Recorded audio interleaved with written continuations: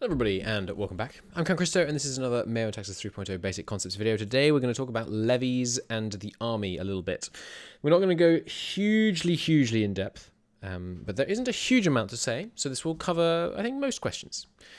You know, because you've watched my taxation video, that by using these different tax buildings, you can get troops. Let's look a little bit at specifically what types of troops these generate and how their skill is calculated. This is the military tab. Let's start on page 1. So the nobles maintain the feudal levy, which is comprised of a peasant levy and noble knights. You can see there's a different size for those two groups and they have different levels of skill. In order to train and recruit these units, they spend various resources: food, salt, fuel, military, naval, industry, knowledge, and they buy those themselves. The nobles cover the cost for that. Then you have the national army, which consists of present conscripts, urban conscripts, aristocratic officers, metropolitan officers, and clerical officers. They again have a different number and skill each, and again you will be paying the upkeep for those, just like the nobles were. The difference is with the national army, you're paying it. There are other types, as you can see in here. There's the citizens' militia, there's the tribal host, and those operate differently. Right now, we only have the tax laws for levy and noble levies, which means that in this province, we only have the national army and the feudal levy. This is likely to be the case in most places early on in the game. If the the training needs in terms of goods are met for a certain group here, like the peasant levy, for example, their skill will increase towards a preset equilibrium.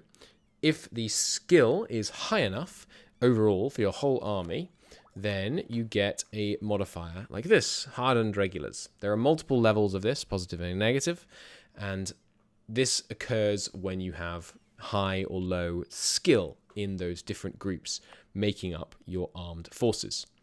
Then all of this, how much tax you have and how big all of these different things are, contribute to your maximum manpower. So our maximum manpower is 33,017 right now.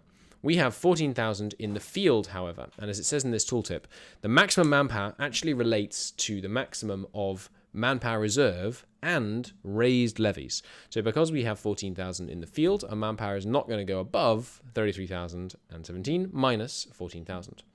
If your 14,000 in the field take casualties, so let's say there's only 7,000 of them, but there's 14 regiments, that still counts as 14,000. Your manpower still can't go over 33,000 minus 14,000.